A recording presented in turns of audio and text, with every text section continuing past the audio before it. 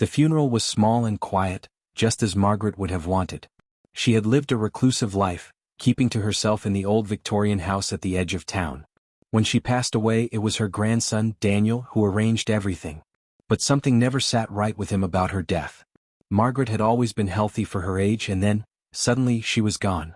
The doctors claimed it was a heart attack, but Daniel couldn't shake the feeling that there was something more.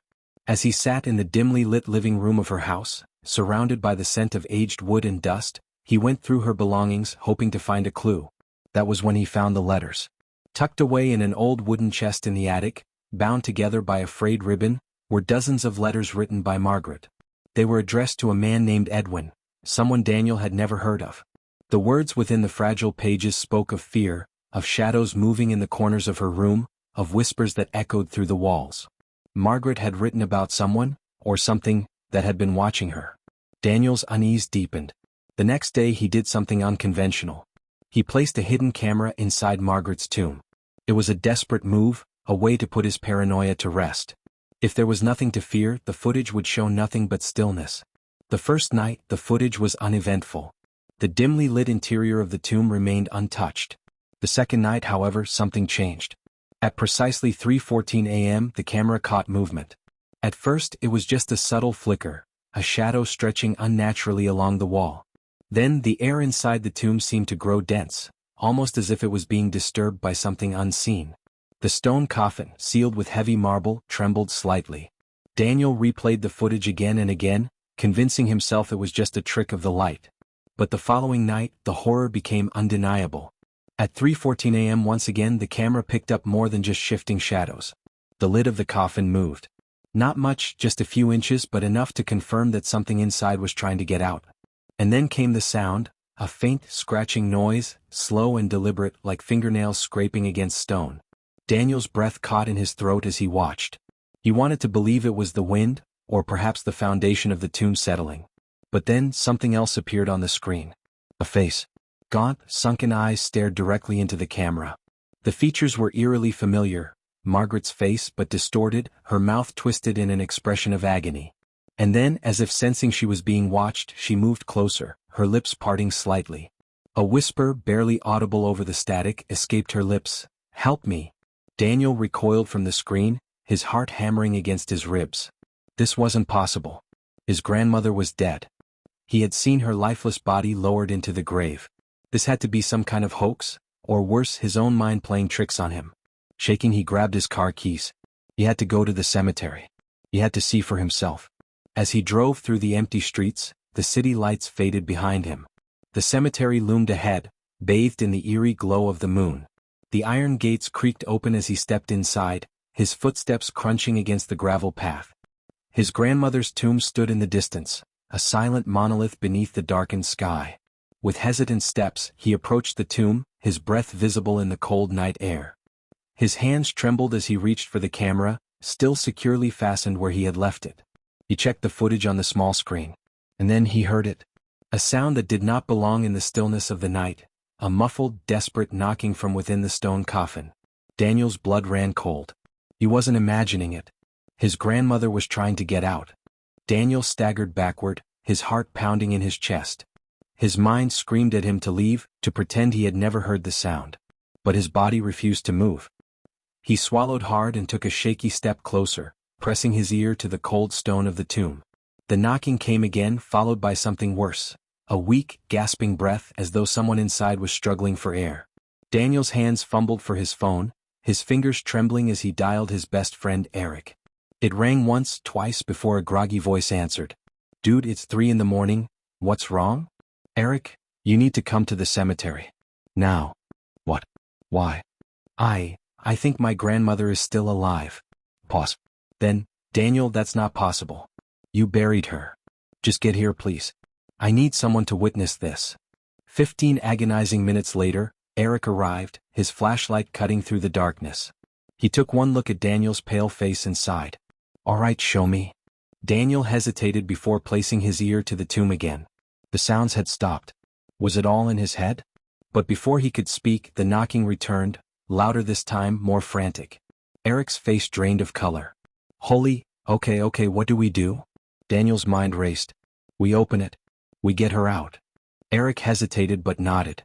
Together, they pried at the marble slab, muscles straining as they fought against the weight of the stone. The scent of decay filled the air as the coffin lid slid open, revealing the impossible. Margaret lay inside, eyes wide open. Her skin was pale, her lips cracked, and her nails, broken, bloodied, had been clawing at the inside of the coffin. And then, she moved. Her fingers twitched. Her chest rose and fell in shallow, rattling breaths. And slowly, her head turned toward them, her mouth stretching into something between a grimace and a smile. "Daniel," she whispered, her voice raspy and dry. "You shouldn't have opened it." A sudden gust of wind howled through the cemetery, snuffing out Eric's flashlight. In the darkness, Daniel heard a sound that would haunt him forever. A second voice from inside the coffin. "She belongs to me now." The wind howled through the cemetery, rattling the branches of the leafless trees. Daniel's breath came in short, ragged gasps as he stumbled backward, his mind barely able to process what he had just seen. Eric fumbled with his flashlight, his hands shaking so badly he could barely hold on to it. "What the hell was that?" he whispered, his voice barely audible over the wind. Margaret's body twitched again. Her head lolled to the side, eyes locking onto Daniel with an unnatural intensity. Her lips moved, forming silent words that he couldn't hear. Then, from within the coffin, something stirred. The second voice, the one that had spoken those chilling words, emerged again, low, guttural, and filled with malice. "He's watching. He knows." Daniel's blood turned to ice. "Who's watching?" A long, rasping breath escaped Margaret's lips. Then, her mouth stretched impossibly wide as if she were trying to scream, but no sound came out. And then the shadows inside the tomb began to move. Daniel stood frozen, his breath shallow. His grandmother's whisper echoed in his mind, "You shouldn't have opened it." But it was the second voice that truly rattled him, a voice that did not belong to Margaret. Eric, still gripping the flashlight, fumbled to turn it back on. The dim beam flickered to life, casting long shadows over the disturbed coffin. Margaret remained still, her wide eyes locked onto Daniel. But the coffin wasn't empty. Something else was inside. A withered hand, blackened, skeletal, gripped the edge of the coffin. Then another.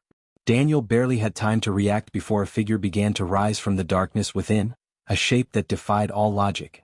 It was tall, impossibly thin, with hollowed-out eyes that seemed to drink in the dim light. Its grin was jagged and stretched too wide, as if the skin had been pulled tight over a skull that wasn't quite human. Eric screamed, stumbling back. "What the hell is that?" Margaret's lips trembled as she turned her head ever so slightly toward Daniel. "Run," she rasped. "It's too late for me." The creature lunged. Its long, bony fingers shot forward, reaching for Daniel. He barely managed to dodge, stumbling over the uneven ground as Eric grabbed his arm, yanking him away from the coffin. "We have to seal it," Eric shouted, kicking at the marble slab they had pushed aside. But the creature was faster. It moved with an unnatural swiftness, slithering out of the coffin as if it had no bones, its elongated limbs stretching toward them. Margaret let out a sudden, piercing scream, a sound that did not belong to the fragile old woman Daniel had known. Her body convulsed, and for a moment her form wavered, her flesh becoming translucent, revealing the horror beneath. The thing inside her, the thing sharing her tomb, was no longer hiding. Daniel grabbed the camera, still mounted near the tomb's entrance. He had no idea why he took it, perhaps proof that he wasn't losing his mind, but as soon as his fingers wrapped around it, the screen flickered. A video he hadn't recorded began playing.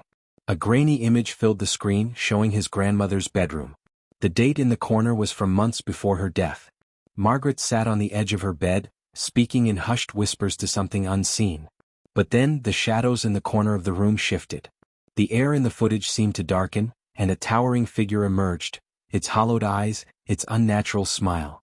The same thing that stood before them now. The video glitched, and suddenly Margaret's face twisted in terror. She reached for something beneath her bed, a mirror.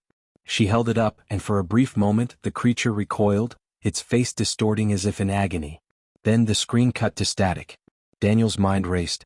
The mirror. He turned, eyes scanning the tomb. Among the trinkets left by mourners, a small, decorative mirror leaned against the stone wall. He lunged for it, barely dodging the creature's grasp. With shaking hands he lifted the mirror toward it. The effect was immediate. The entity let out a shriek so sharp it pierced Daniel's skull. Its reflection in the mirror twisted, writhing, its features melting as though unable to hold their shape. Eric, catching on, grabbed another mirror, one that had been placed among the flowers. Together they angled the glass toward the creature, forcing it back. Margaret let out a strangled gasp as her body went limp, collapsing inside the coffin. The thing recoiled further, shriveling under its own weight, before letting out one last unearthly howl and vanishing into the darkness. Silence fell over the cemetery. The wind died. The air lightened. Daniel dropped to his knees, panting. Eric sat beside him, his face pale. Did we kill it? Daniel looked toward the coffin. Margaret's body lay still, peaceful. Her face, no longer twisted in agony, seemed at rest. But in the dim glow of the flashlight, Daniel noticed something that sent a new chill down his spine. The hidden camera screen was still flickering. And on it, the video continued to play. A new date flashed in the corner. Tomorrow's date. And the footage showed something impossible. Daniel and Eric standing in the cemetery exactly as they were now. Except in the video, the coffin behind them was open again. And something was crawling out. The night swallowed them whole as the whisper echoed through the TMB. Daniel and Eric froze, their bodies stiff with terror. Margaret's sunken eyes locked onto Daniel's, filled with an emotion he couldn't quite understand. Was it pleading? Fear? Or something far worse? Eric was the first to move. He grabbed Daniel's arm, yanking him backward. We need to go. Now. But Daniel couldn't tear his gaze away. Margaret's lips trembled, her chest rising with shallow breaths. Daniel, don't let it take me. Then her body convulsed violently.